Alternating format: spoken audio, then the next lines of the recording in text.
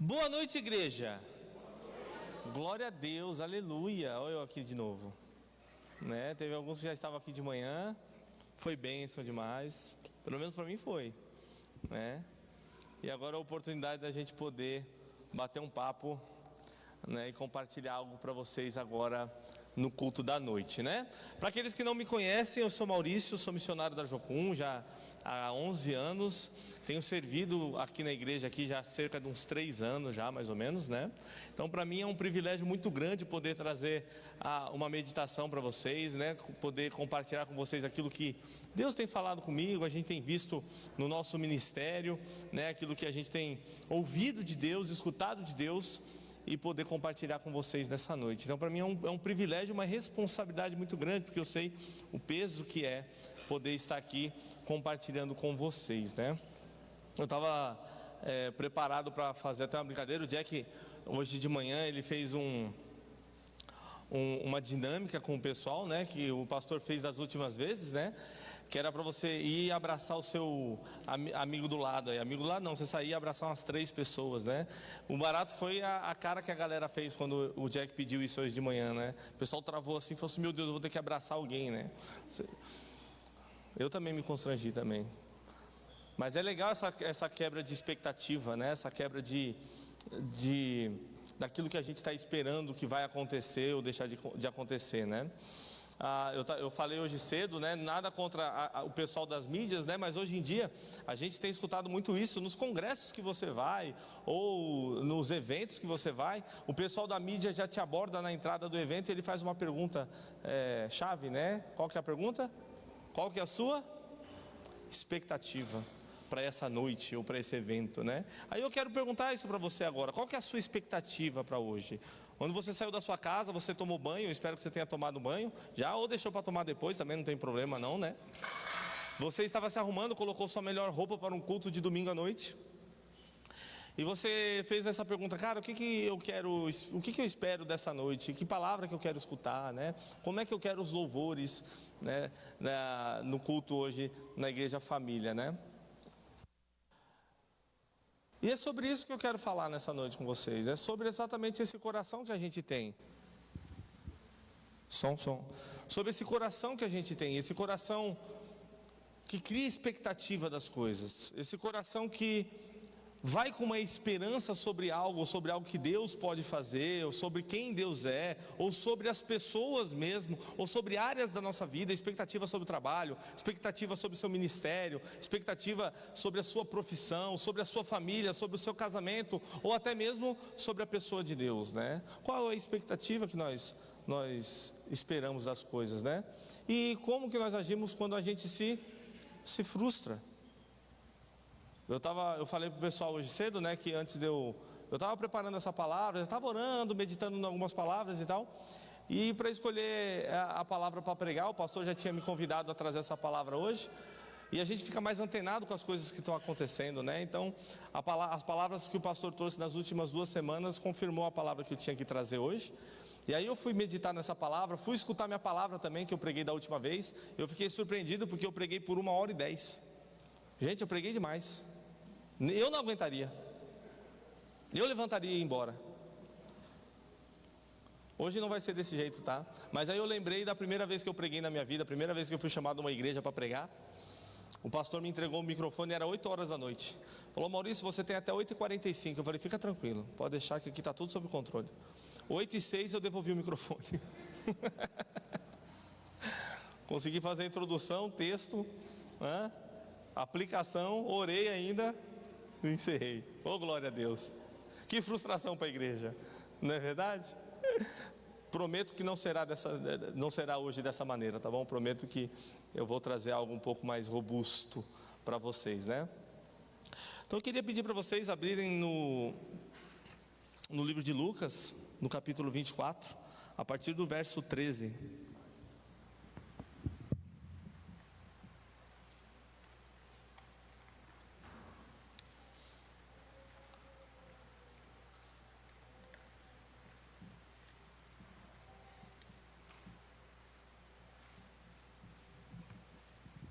Então nós vamos ler Lucas 24 a partir do verso 13 até o verso 35, amém? Eu vou ler aqui na minha versão, que é a ARA, vocês podem acompanhar aí na Bíblia de vocês, tá?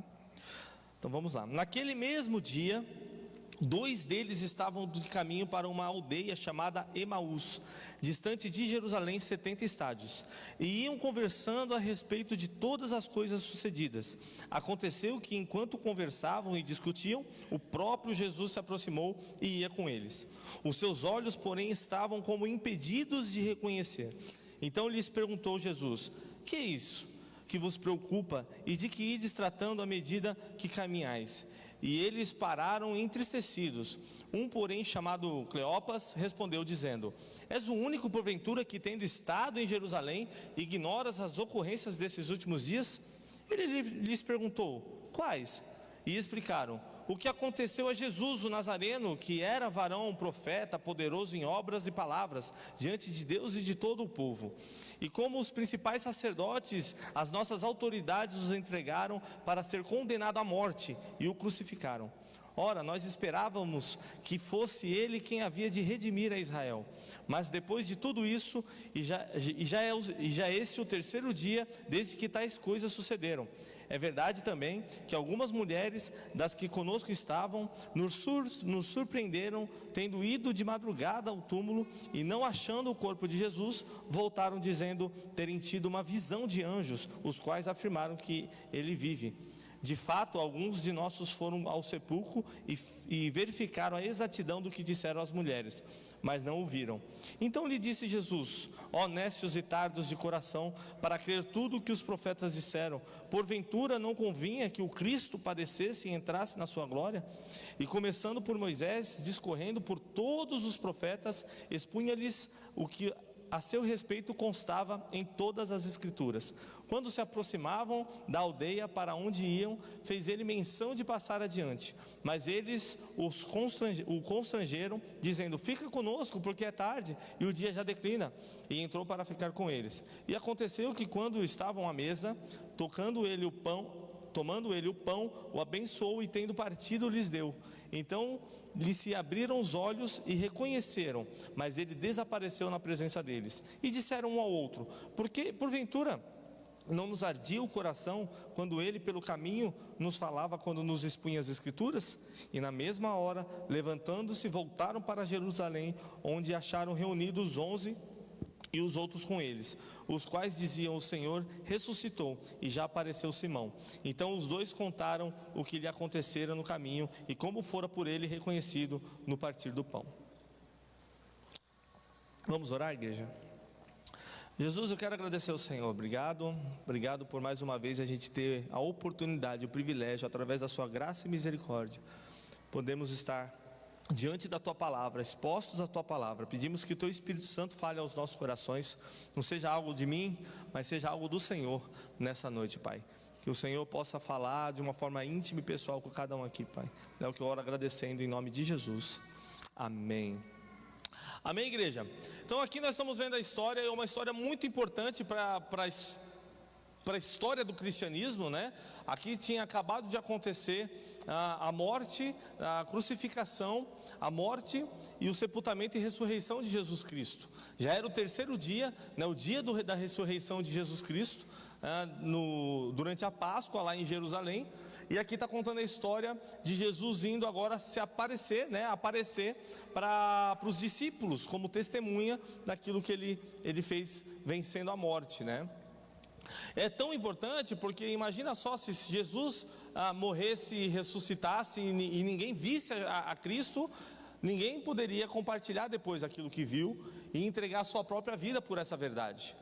Então Jesus ele começa a aparecer no livro de Lucas. Os 2 primeiros que veem Jesus Cristo vai ser esses discípulos no caminho de Emaús, né? Então parece que Jesus vai começar lá com eles que já estão indo lá para Emaús, a 11 quilômetros mais ou menos lá de Jerusalém. É como se quando você derrama um copo de água em cima da mesa, você corre, né, para poder pegar aquela água que já está caindo fora da mesa. Você pega a manga da blusa, você pega a primeira coisa que você vê, né, para recolher aquilo e vai juntar para depois você limpar aquilo. Então Jesus ele começa a recolher aquela galera que está indo para longe, para depois aparecer para o restante do pessoal lá em Jerusalém, né? Então ele faz esse montante. Então esse é o relato, né? O acontecimento aqui, o pessoal estava no momento da Páscoa, né? Eles estavam na época da Páscoa deles. Então a galera toda, de todas as regiões, iam para Jerusalém para comemorar a Páscoa. Eles levavam o cordeiro dele, o cordeiro era sacrificado, eles iam com as vestes brancas, né? Era muita gente que ia lá. Alguns estudiosos diziam que os sacerdotes possivelmente ficavam lá no altar, ficavam com sangue até o joelho, de tanto sacrifício de cordeiro que era feito naquela noite, naquele dia, né? Na época da Páscoa, né? E depois eles ceiavam todos juntos, né? E era exatamente para eles relembrarem aquilo que aconteceu lá no Êxodo, lá na libertação do povo do Egito, né? Quem lembra da libertação do povo de Egito? Deus chega para Moisés, fala para Moisés: Moisés, eu estou sem fazer nada aqui, né? Eu estou a fim de libertar esse povo que está aí em escravidão. Moisés: tá bom, acho que é um rolê bacana, né? Eu apoio o Senhor, vamos junto nessa. Então tá bom, então o que o Senhor vai fazer? Olha, eu vou fazer alguns sinais porque vai ser difícil, o povo não vai aceitar, o faraó também vai dar uma embaçada, né? Então eu vou fazer alguns sinais para vocês, algumas pragas eu vou jogar aí, exatamente para o povo ver que eu tô contigo.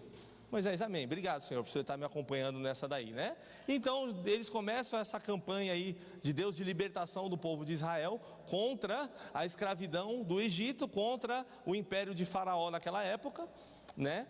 Então vocês lembram que a última praga, qual foi a última praga? A morte dos primogênitos, né? Então você tinha que fazer o quê? Você pegava um cordeiro, você imolava esse cordeiro, você depois cozinhava esse cordeiro com ervas para toda a sua família, né? Se sua família fosse pequena, você podia chamar até alguns vizinhos, né? Alguns amigos mais chegados para você, para comerem com você. O sangue desse cordeiro você tinha que passar nos umbrais das portas, né? Para que o anjo da morte não entrasse e matasse o seu primogênito.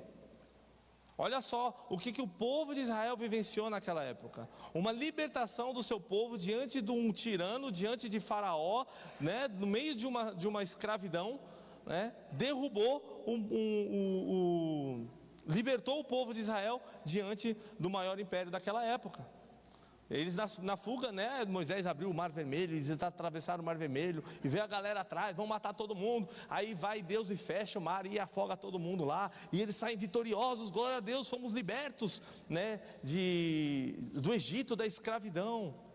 Essa era a visão deles que eles tinham da Páscoa, e agora eles estavam ali comemorando a Páscoa junto com a pessoa de Jesus Cristo. Alguns discípulos acompanharam Jesus, né, por 3 anos, um pouco menos talvez. Não sabemos quanto tempo esses discípulos acompanharam Jesus. Esses discípulos não eram daqueles 12 discípulos, mas bem possivelmente eram daqueles 70, né, que acompanharam de perto mais Jesus Cristo. Sabiam quem era Jesus, não por completo, não na sua plenitude, mas tinham um entendimento. Não é à toa que Jesus vai atrás deles, buscar eles lá, né? Mas eles tinham uma ideia de Jesus, talvez, de um Messias que fosse libertar Israel diante do Império Romano, da mesma maneira que libertou Israel diante de Faraó. Um Messias que vinha exatamente para derrubar tudo, que ia trazer a justiça da maneira que eles queriam. Alguém lembra aqui quando Pedro chegou para Jesus: Jesus, você não vai morrer não, fica tranquilo, se depender de mim, meu filho, ninguém vai te levar. No momento que foram levar Jesus, ele arrancou a espada, não sei de onde, ó, mirou na cabeça. Errou porque o guarda foi mais rápido. E quando eles falaram para Jesus: Jesus, vamos orar e fazer cair logo chuva de meteoro aqui. Acho que é mais fácil, não é mais fácil? Eu acho que isso é nosso também. Nós temos esse senso de justiça, ou não temos? Quantos de nós aqui não oramos, né, nas eleições passadas para alguma coisa acontecer? Nós temos esse senso de justiça, nós queremos que Deus ele traga essa justiça dessa maneira, da nossa maneira mesmo. Quando a gente não consegue resolver no diálogo, Deus traz um infarto para essa pessoa. Eu não posso matá-la, Deus, é contra os meus princípios. Mas o Senhor, Deus, o Senhor é todo poderoso, o Senhor é que tem a justiça e a espada na sua mão. E era esse Messias que eles aguardavam naquele tempo. Só que olha só, esse Messias entrou lá, foi entregue, foi espancado, foi crucificado, morto e enterrado. Que frustração, que quebra de expectativa. do Deus que eles aguardavam fazer essa libertação monumental, agora estava crucificado, a forma de morte mais vergonhosa que existia na época. Esse é o nosso Messias? Esse é o Messias que eu segui por todo esse tempo? Eles escutavam muitas coisas. Olha só a expectativa que eles tinham. No versículo 21 vai falar isso, né? Olha só o que eles falaram para Jesus no caminho. Ora, nós esperávamos que fosse Ele quem havia de redimir a Israel. Era Ele era o homem, Ele era o Deus, o enviado, o Messias que ia redimir Israel diante do Império Romano, que tem assolado as nossas vidas, que tem cobrado impostos, que tem nos sobrecarregado, que tem nos espancado, que tem nos matado. Esse era o homem que a gente esperava que ia, né, nos livrar dessa tirania. Eles leram lá em Gênesis, né? Gênesis 3,15. Deus diz que a descendência da mulher, né, Jesus, esmagaria o que? A cabeça? Porque o meu Messias é assim, cara. Meu Messias, ele não tem medo, não. Ele vê a serpente, ele pá, e bate e esmaga a cabeça da serpente. Essa era a visão deles. Olha lá em Salmos 2, 7, 9. Proclamarei o decreto do Senhor. Ele me disse: tu és meu filho, e hoje te gerei. Pede-me e te darei as nações como herança e os confins da terra como tua propriedade. Porque o meu Messias é dono de toda a terra. Como dono de toda a propriedade da terra, vai morrer numa cruz. Tu as quebrarás com vara de ferro e as despedaçarás como um vaso de barro. Os impérios não vão segurar o meu Messias. Quando ele chegou em Jerusalém, ele chegou em cima de um burrinho, né? E a galera, é interessante porque foi exatamente no domingo de Salva, né? Eu acho que, não sei se é hoje, sei lá, se dá exatamente essa data até a Páscoa, né? Mas a galerinha com as palmeirinhas nas mãos, gritavam o quê? Hosana, não é Rosana não, é Hosana, Hosana nas alturas. Hosana ao filho de Davi, bendito o que vem em nome do Senhor, Hosana nas alturas. Sabe o que significa Hosana, gente? Salva-nos, nós te pedimos. E quando ele chegou em Jerusalém, ele seria o Salvador. Eles olhavam e eles esperavam isso. Jesus, salva-nos, porque o Senhor tem o poder para isso. Que frustração. Olha a frustração deles, versículo 19 e 20. Quando Jesus pergunta quais coisas aconteceram. E eles explicaram: o que aconteceu a Jesus o Nazareno? Já mataram Jesus, olha lá. Que era, no passado, varão, profeta poderoso em obras e palavras. Não é mais, diante de Deus e de todo o povo. E como os principais sacerdotes, as nossas autoridades o entregaram. Está vendo? Ele foi entregue, nem poder para isso ele tinha. Para ser condenado à morte, e o crucificaram. Essa é a frustração deles. Eles esperavam um Jesus que agisse de uma outra maneira. Um Jesus que jamais passaria por isso. Um Messias que jamais aceitaria isso. Eles esqueceram que Jesus pisaria na cabeça da serpente, mas esqueceram que teria uma mordida no calcanhar. Eles não lembram que Isaías estava dizendo que seria um cordeiro imolado, que ele entraria mudo para ser morto diante dos seus inimigos. Essas coisas eles não lembravam. Quantas coisas a gente pode ser frustrado quando Deus não faz aquilo que a gente quer? Em quantas áreas nós somos pegos desprevenidos porque as nossas vontades não são realizadas da maneira que a gente quer? Eu falei hoje cedo e eu repito, hoje nós estamos vivendo um momento de missões há alguns anos, que nunca na história da missão moderna, nunca mesmo, houve tantas pessoas deixando a sua vida para poder fazer missões. Nunca mesmo. Só para vocês terem uma ideia, depois eu fui levantar esse número. Hoje em dia, mais ou menos, aqui em Curitiba e região, na Jocum, só na Jocum, nós somos cerca de quase 1000 missionários. Bases lotadas, escolas completas, pessoal se engajando, né, eventos gigantes, estádios fechados, tudo para cumprir um propósito de Deus. Mas também, ao mesmo tempo, nunca antes na história da missão moderna nós tivemos tanta desistência da missão. Nunca vi tantas pessoas hoje desistindo das missões ou desistindo da sua vida cristã. Porque a gente romantiza as coisas. Nós romantizamos a nossa vida cristã. Eu sei que cada um aqui tem uma luta. Independente da sua condição, cada um aqui tem uma luta. Cada um aqui tem as suas frustrações, as suas dificuldades. Hoje você talvez está vindo aqui procurar uma resposta para elas. Ou talvez você só está aguardando. Porque a vida, ela não é fácil. Eu falei que eu até esqueci de falar, né? A paternidade é algo lindo. Estou aprendendo ainda, tenho muita coisa a aprender. Mas eu não vou romantizar a paternidade. Não vou romantizar a maternidade. Não posso romantizar missões. Não posso romantizar a vida cristã. Porque nós nos convertemos e os problemas só aumentaram. Eu falo para o pessoal, né? Vocês acham que a vida de missionário é linda, né? Tem uns missionários amigos meus ali, né? É difícil, gente. Eu achando que ia ser um glamour. Vou fazer missões, fui fazer missão numa comunidade lá no Rio de Janeiro, lá em Niterói, na verdade, né? Num morro chamado Morro do Estado. É um dos morros mais disputados lá, porque ele fica pertinho do centro. Se vocês têm ideia, quando acabava a água lá onde a gente estava, a gente descia para ir no banheiro do shopping, tão perto que era do shopping, o shopping principal de Niterói. Só que quando você chegava no morro, a primeira escada que você tinha, você só podia acessar o morro por aquela escada. Diante de Deus, tinha uns 80 degraus. 80 degraus. Eu faço a minha mala para as missões, a minha mala é, meu amigo, é 2 bermudas, uma camiseta, e já tá bom já, né? Os homens não entendem isso, tá bom já, né? E 3 cuecas, né? A mala das meninas, a gente estava numa equipe de umas 12 pessoas, tinha umas 7 meninas. As nossas malas dos homens, eu acho que eu levei só uma mochila. A das meninas... Aí nós chegamos logo nesse lugar assim, né?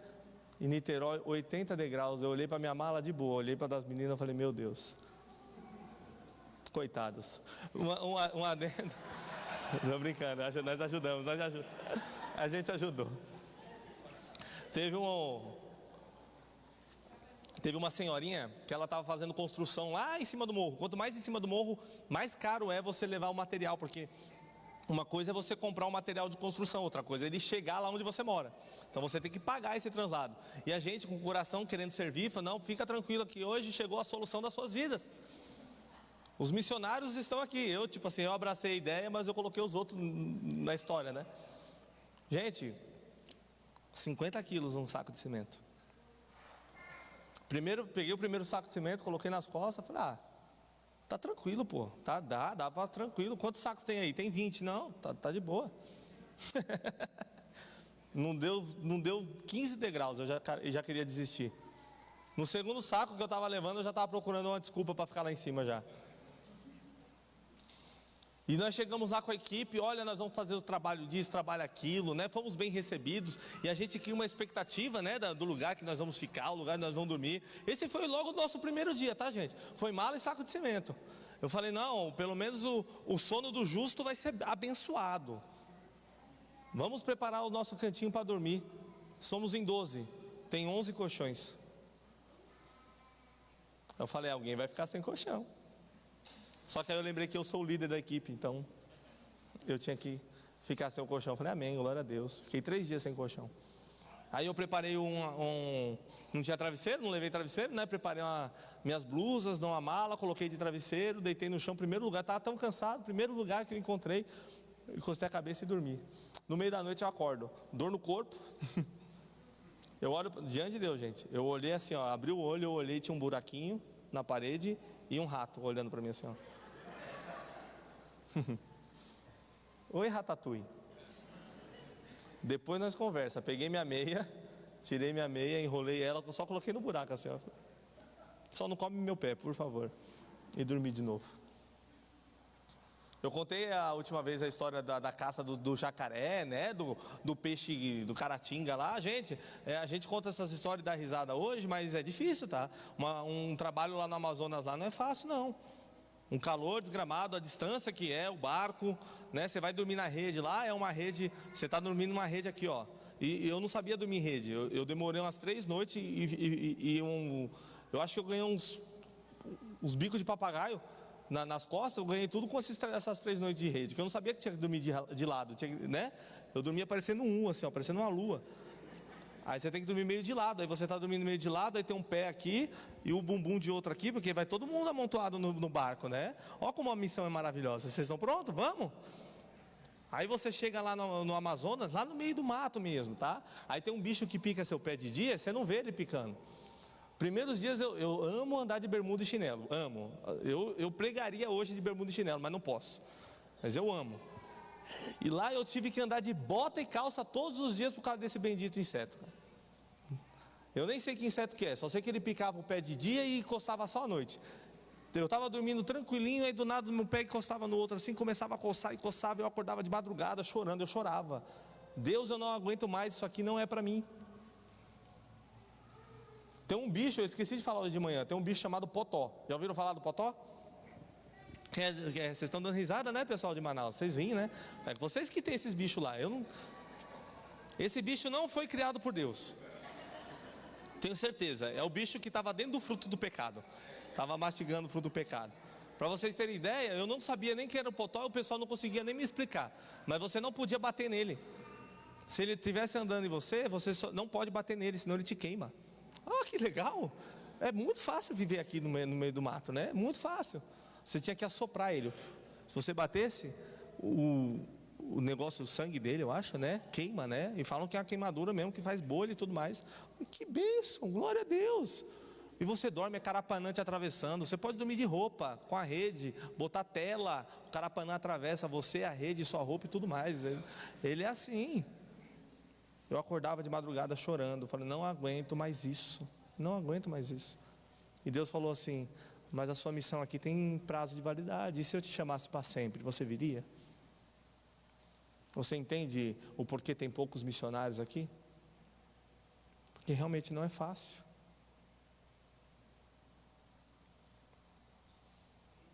A gente se frustra com as coisas, porque a gente cria uma expectativa das coisas. Quantos de nós aqui não começamos a academia?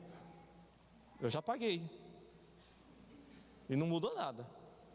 Aí eu fiquei sabendo que tem que ir lá todo dia.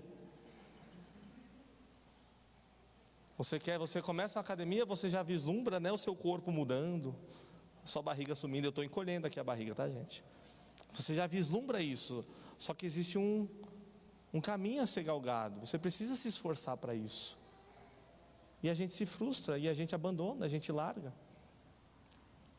A gente começa um trabalho e a gente se frustra porque é trabalhoso e larga. A gente começa um ministério e aquilo é trabalhoso, a gente larga. A gente começa um casamento, isso é trabalhoso e a gente quer largar.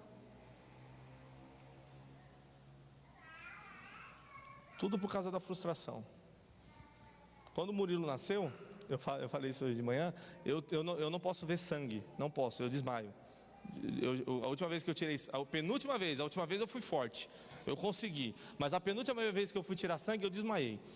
Hoje já não é um trauma para mim, eu posso contar essa história para vocês. E eu estava lá escondido, lá não querendo ver o que estava acontecendo da região da barriga para baixo da Tainara, escondendo atrás de um pano lá, e eles não mostram mesmo, né? Mas aí quando o Murilo nasceu, a médica falou assim, nossa, a gente gosta quando a criança já sai chorando, esperneando. Eu falei assim, mas que gosto mais estranho, né? Mas é verdade, elas falaram que os médicos, eles gostam quando a criança já sai chorando. E o Murilo não saiu chorando.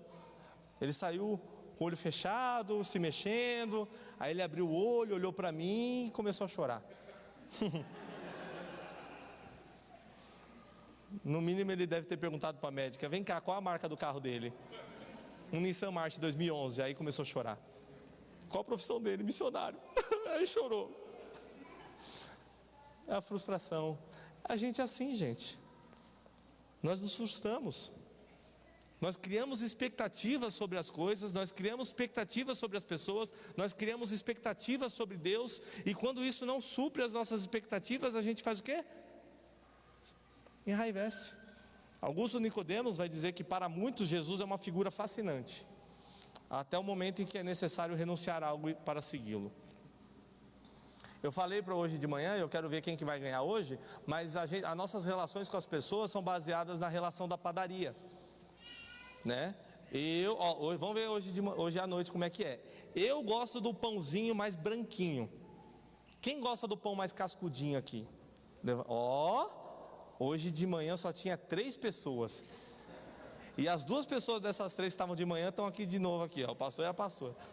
Só 3 pessoas gostam do cascudinho. Tudo bem, a gente respeita, tá bom? Cada um com seus problemas. Eu gosto do pãozinho mais branquinho. Eu vou numa padaria, eu chego, olha, me vê 12 pães mais branquinhos possíveis. A pessoa me traz 12 cascudinhos. Sabe o que eu vou fazer?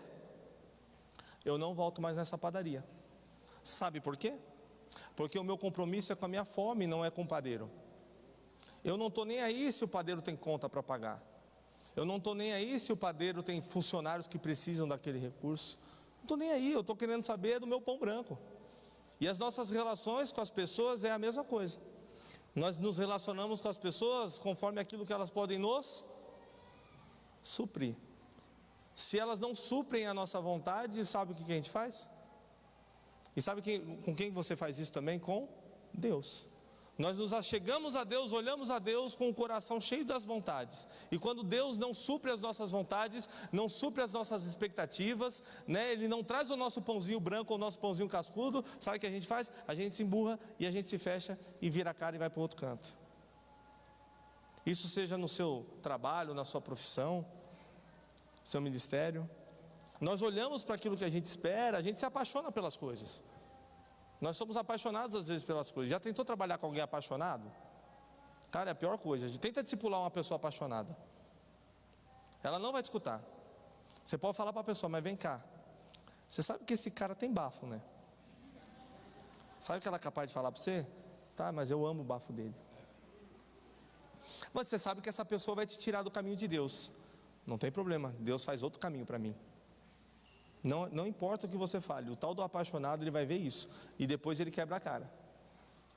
Esses discípulos, eles estavam apaixonados por uma ideia. Eles estavam apaixonados por um propósito de um Deus que viria quebrar todas as coisas lá. E Deus poderia falar qualquer coisa para ele, poderia falar, não, mas eu vou morrer. E ele falou. Eles ignoraram isso. Quantas vezes Jesus falou, olha, estou indo, tá? Então tá bom, viu? E eles ignoraram isso. Porque eles estavam apaixonados pela ideia deles. Eles estavam apaixonados por aquilo que eles esperavam que fosse acontecer. E quando não aconteceu, se frustraram, se fecharam, pegaram o nariz deles, aprontaram para Emaús e foram embora. O que tem te frustrado? O seu trabalho tem te frustrado? O seu chefe tem te frustrado? Talvez uma promoção dentro do seu trabalho não chegou, isso está te frustrando. Você está com vontade de apontar seu nariz para o outro lado e não precisa nem ser sair do trabalho, mas fazer de qualquer jeito mesmo. A sua profissão tem te frustrado? O seu ministério tem te frustrado? Porque você não está sendo visto, não está sendo elogiado ou alguma coisa do tipo? O seu casamento está te frustrando? Porque a pessoa do seu lado não está suprindo as suas expectativas? Qual a decisão que você vai tomar? Deus está te frustrando? Então esses 2 discípulos, eles tomaram uma decisão. E é o pior momento para você tomar uma decisão, é no momento da frustração. Pior hora é quando o fogo está pegando ali, aí você vai tomar uma decisão. Eles poderiam muito bem esperar, porque isso aqui foi no 3º dia, né? Isso aqui foi no dia da ressurreição. Eles poderiam ter aguardado. Eles poderiam ter procurado outras pessoas para tirar outras opiniões. Porque olha só, no versículo 12, né? Antes as mulheres viram lá que a tumba estava vazia, falaram para os discípulos, mas eles não estavam acreditando muito nela. E Pedro, olha só o que vai falar no versículo 12. Pedro, porém, levantando-se, correu ao sepulcro e, abaixando-se, nada mais viu senão os lençóis de linho, e retirou-se para casa, maravilhado do que havia acontecido. Pedro viu e algo dentro do coração diz, eu creio, eu acho que Jesus ressuscitou. Mas os 2 discípulos viram todas essas histórias, ficaram sabendo disso, e no coração deles está, Jesus morreu, a nossa vitória não virá. E eles pegaram, os 2 se juntaram, andaram 11 quilômetros, né? E como era a época de Páscoa, então possivelmente uma galera estava vindo para aquele caminho também. Então era muito normal alguém abordar para ir puxando assunto, né? O pessoal é curioso. né? Vai andando aqui e tal. Ué, pô, vocês estão falando do que aí? Era normal naquela época, né? Ainda mais na volta da Páscoa, né? E o que é mais interessante, Jesus estava no caminho porque Jesus não abandona a gente. Jesus não abandonou os discípulos, muito pelo contrário. Jesus entendia a importância deles. Independente do caminho que a gente trilhe, jamais Jesus vai te abandonar. Ele vai acompanhar você, vai puxar sua orelha, vai chamar sua atenção, mas te abandonar? Jamais.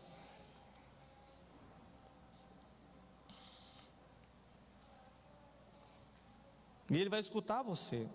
Tem um... É interessante esse negócio do caminho, né? Tem uma cidade lá na Espanha que chama Santiago de Compostela. E existe um caminho dos peregrinos lá, um caminho de Santiago de Compostela, que o pessoal do mundo inteiro vai para lá. De várias religiões, pessoas que não têm religião nenhuma. O pessoal vai lá exatamente porque esse caminho, eles vão dizer que é o caminho onde você vai ativar a sua parte espiritual. Você vai ter um encontro com o seu espiritual ali, com algo superior, com um poder superior. Então vai gente do mundo inteiro para lá. A Jocum tem duas bases lá, uma no meio do caminho e uma no final do caminho, né? Exatamente para cuidar dos peregrinos lá. Então no meio do caminho a galera chega cansada, tem massagem no pé, tem comida, né? Eles vão, aconselham, e no final do caminho tem até hospedagem para o pessoal que precisa, e um discipulado. E grande é o número de pessoas que chega nesse final do caminho e fala assim: o caminho falou comigo. Eu andei pelo caminho de Santiago Compostela e o caminho falou comigo. E a oportunidade da gente poder falar, sabe quem se apresenta como o caminho, a verdade e a vida? Jesus Cristo. Sabe quem está com você no caminho? Jesus. Mesmo que você esteja perdido, mesmo que você esteja indo pela direção errada, Jesus jamais vai abandonar você no caminho. Esses discípulos estavam voltando para Emaús, possivelmente era a terra deles, era a cidade deles, a aldeia deles, né? Emaús, os estudiosos vão dizer que era um lugar de terras de águas termais, como Caldas Novas. Nunca fui para Caldas Novas, né? Mas como se fosse Caldas Novas, local de férias, local de descanso, local de cura, né? Todos nós aqui que trabalhamos bastante, a gente já trabalha pensando na onde? Nas férias. Eu e a Tainara já estamos planejando nossas férias. E olha que falta tempo ainda, viu? Falta bastante tempo, porque a gente trabalha e as férias é o lugar de cura, de descanso, de relaxar. Nossa, estou cansado, não quero mais saber disso. Eles estão indo para o lugar porque eles não querem mais saber daquilo que aconteceu. Eles querem esquecer aquilo. Fomos enganados. Estamos frustrados. Não quero mais saber disso. Mas Deus é um Deus inconveniente. Eu lembro que uma vez eu fui evangelizar um cara na rua, e eu sempre pergunto para as pessoas, né? Quem é Deus para você? Para saber da que ponto que eu estou partindo.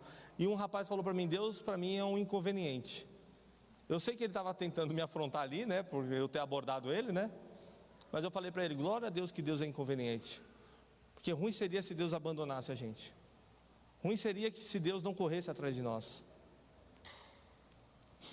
Mas mesmo Deus indo atrás deles, eles estavam impedidos de enxergar. Versículo 16: os seus olhos, porém, estavam como impedidos de reconhecer Ele. Eles estavam olhando só a frustração deles. Eles estavam olhando só a dor e a tristeza que eles tinham. É fato, tá, gente? Um frustrado vai achar outro frustrado. Eu sei que eu trabalhei com discipulado, tá? E isso eu não sei se é uma maldição isso, né? Pastora e o pastor que devem saber mais do que eu. Mas você vai trabalhar com um grupo de pessoas, é batata.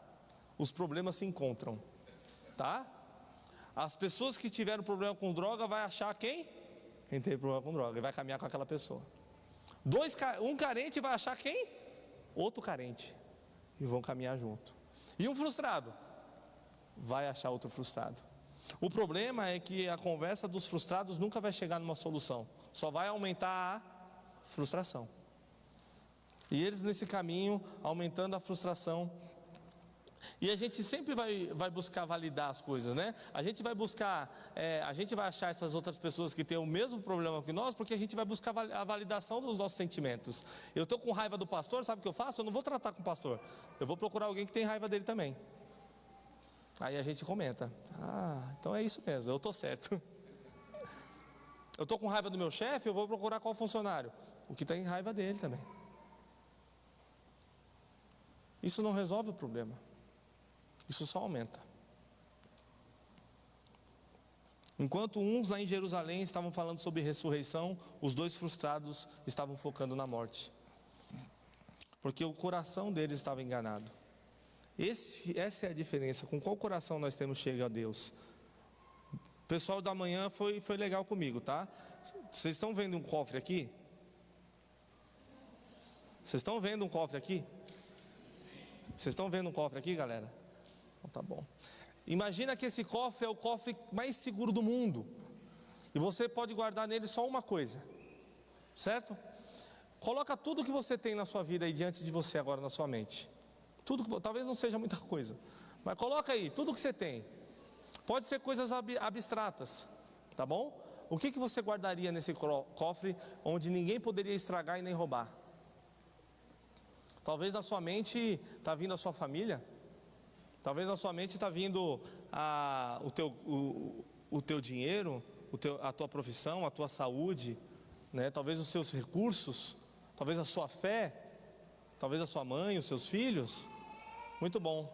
Lá em Provérbios 4 vai dizer que de tudo isso aí, tudo que você colocou na tua mente aí, que está na sua frente, de tudo que você puder guardar, guarda o teu coração, porque dele procede a fonte da vida. E eu acho interessante, por que a Bíblia vai ensinar isso para a gente? Eu, quando eu era mais novo, né, eu olhava para as pessoas, eu não encontrei algo na minha casa e fui procurar esse algo na rua, uma aceitação, uma validação. E eu olhava as pessoas na rua e eu queria ser igual eles, exatamente para eles olharem para mim e falar assim: cara, esse Maurício aí é firmeza. Eu sei que hoje é ridículo, tá? Mas eu andava com Nike Shox 12 molas quando lançou, tá bom? Bermuda, gente, é sério, meia até a canela aqui, bermuda da Ciclone, camiseta da Billabong, lá embaixo, nada contra. Hoje eu estou vestido assim porque minha esposa me vestiu. Mas eu olhava para aquilo e eu falava assim: cara, eu tenho que ser isso para o pessoal me ver. A moto da época foi a Hornet carburada, né? Aquela com farol redondo, né? Todo mundo lá da onde eu morava lá tinha uma para cima e para baixo andando. E a gente queria ter uma.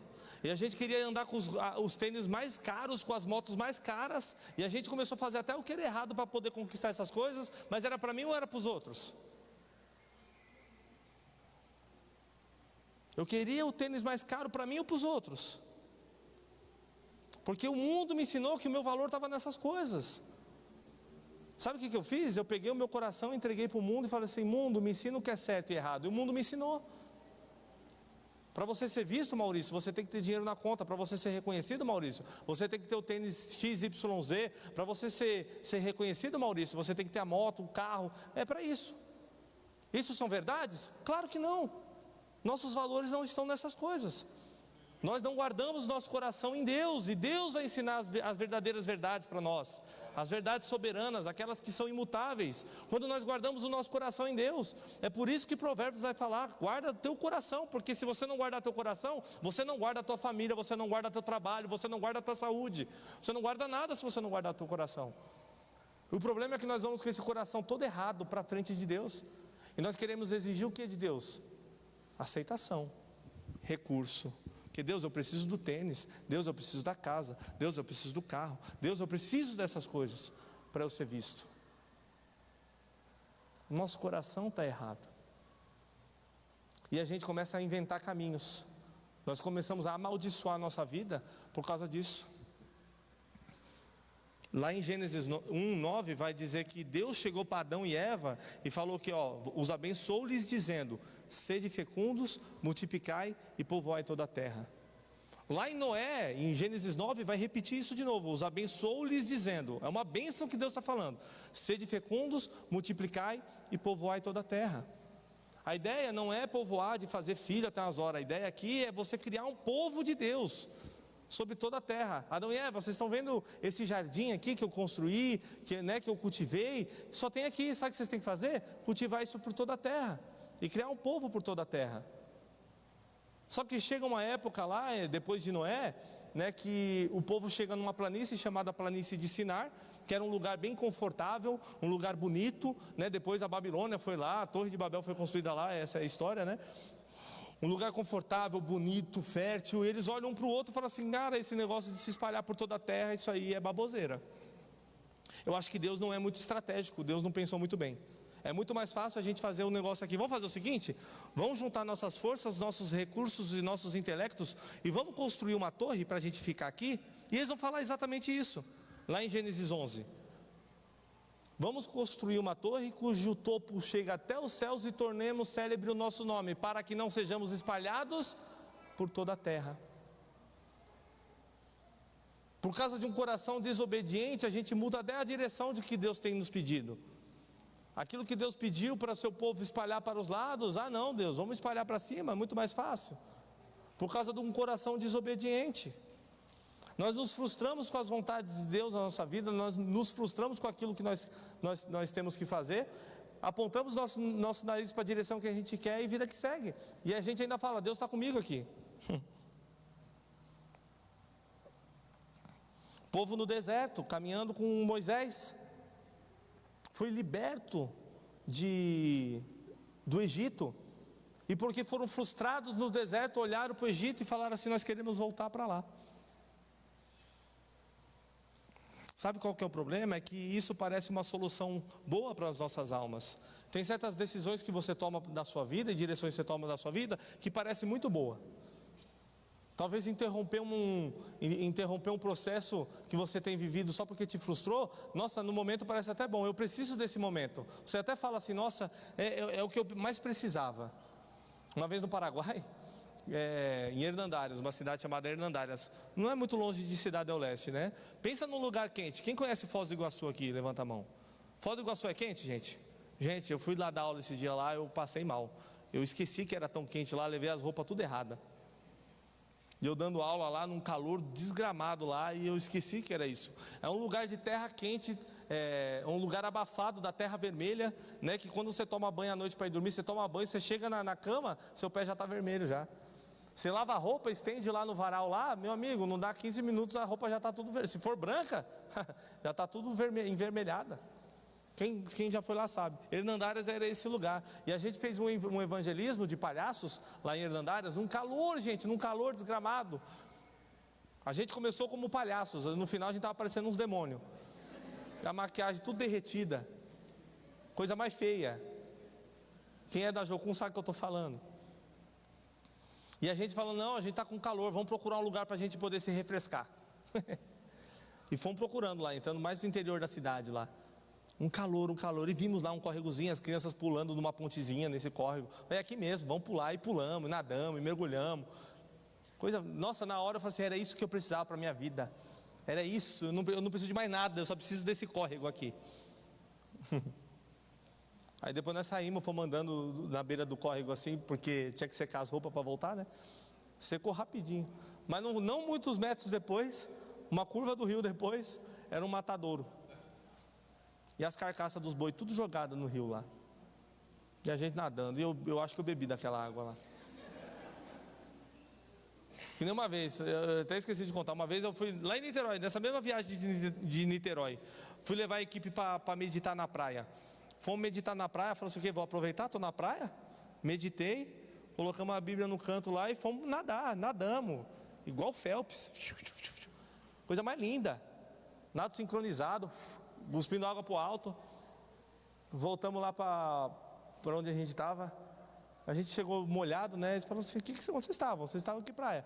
A gente nadou ali na praia de Caraí. Ih! Vocês nadou no nosso banheiro. Eu falei: meu Deus, eu até achei estranho que não tinha ninguém na água, só a gente. Era a praia mais suja de Niterói. Tem certas decisões na nossa vida que a gente acha que está refrescando a nossa alma, mas na verdade está trazendo morte. Está trazendo coisas ruins para nós. Você acha que essa decisão e essa direção que você está tomando, ou que você quer tomar, ou que você está talvez planejando tomar, talvez é a solução para a tua vida, lá na frente vai trazer morte. Emaús, talvez seria o lugar de descanso e cura para eles, mas Deus sabe o que vai ser isso lá na frente para eles. Por isso que Deus vai atrás deles. Deus é esse cavalheiro que não desiste de nós. Mas não quer dizer que Deus está no seu caminho, quer dizer que Ele está provando o que você está fazendo, não. Porque você pode estar na estrada certa, mas indo para a direção errada. Eu posso querer ir para São Paulo. Aí eu pego a 116. Mas se eu não olhar o GPS e não ler as placas, eu posso parar lá no Rio Grande do Sul. O caminho com Deus não é um caminho onde você acha para a direção que você está indo, está tudo bem. É um caminho onde a gente vai escutando a voz de Deus. Onde a gente vai entendendo qual que é o caminho que Ele quer que a gente siga, segue. Esse é o relacionamento que Deus quer da gente. Já estou quase terminando, pessoal.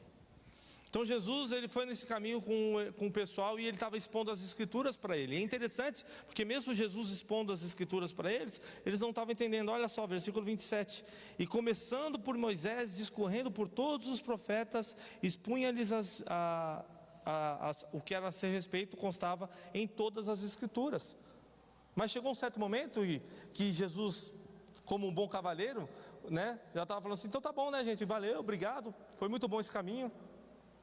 Mas como eles tinham a tradição da hospedagem, possivelmente aquela estrada era uma estrada perigosa para andar à noite, né? Tanto para continuar quanto para voltar. Eles falaram, não, passa essa noite com a gente aqui, a gente recebe você. E receberam Jesus. E isso que nos falta às vezes, é ter mesa com Cristo. Foi no lugar da mesa onde Jesus se revelou para aquelas pessoas. E essa revelação que fez toda a diferença para a vida daqueles dois discípulos. Eles enxergavam Jesus de uma maneira, mas a partir daquele momento de mesa, Jesus conseguiu se revelar para eles de uma forma pessoal, íntima, no qual se abriram os olhos. Porque, gente, só ler a palavra não basta. Existem muitos conhecedores de palavra aí. Existem muitos ateus que manjam mais de palavra do que eu e você. Mas se não tem uma revelação, traga de Deus para nós sobre essa palavra, de nada adianta. Jesus senta à mesa com eles, recebe o pão, pois era a ceia de Páscoa. Só que ao invés de Jesus comer esse pão, o que ele faz? Ele rasga o pão e devolve o pão para eles. Versículo 30. E aconteceu que quando estavam à mesa, tomando ele o pão, o abençoou e tendo partidos, lhes deu o pão. Então se lhe abriram os olhos e reconheceram, mas ele desapareceu da presença dele. Essa revelação que Deus trouxe para eles nesse momento, fez com que eles percebessem algo muito forte no coração deles.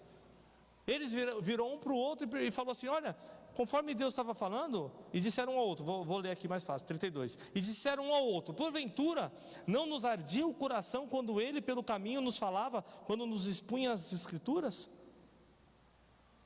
O que tem que arder no nosso coração, gente, é a palavra de Deus.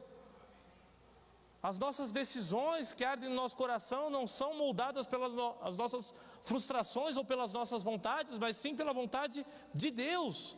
Quando a palavra arde ao coração, não tem caminho de fuga, mas tem caminho no centro da vontade de Deus. A direção é a vontade de Deus. O problema é que nós temos trilhado as nossas vidas e as nossas decisões, os nossos caminhos e os nossos destinos conforme as nossas frustrações, conforme as nossas vontades, por causa dos nossos relacionamentos que são frustrados. 1 Coríntios 13 vai dizer lá, ainda que eu fale as línguas dos homens e dos anjos, se não houver amor, serei como um bronze. Muito lindo isso, mas tem um versículo aqui que me chama muita atenção, que ele vai dizer assim, mesmo que eu entregue meu corpo a ser queimado, se não houver amor, de nada vale. Gente, como assim se você entregar o seu corpo a ser queimado? Porque nós não fazemos as coisas porque nós achamos legal ou interessante. Eu não sou missionário porque eu acho que é uma aventura. Eu sou missionário porque Deus me pediu.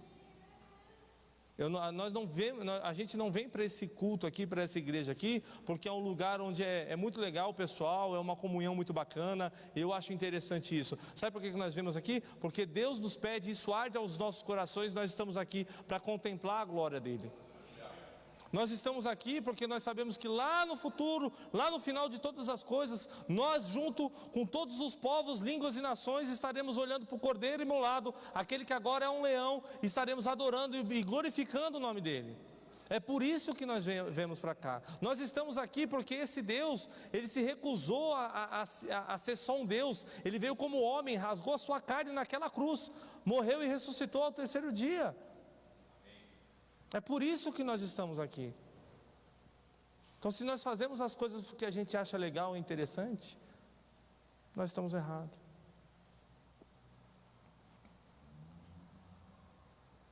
Quantas pessoas têm mudado e pulado de galho em galho procurando uma aprovação das suas vidas? Procurando suprir as suas expectativas. O que tem te frustrado? Quais são as áreas da sua vida que as suas expectativas estão interrompidas, vamos dizer assim? O que Deus deveria fazer por você? Qual é o caminho que você tem direcionado na sua vida? Qual a direção que você está indo? Onde você vai parar? E qual a área da sua vida que você precisa de uma revelação? Para que a palavra possa arder o teu coração e você voltar para a direção no centro da vontade de Deus.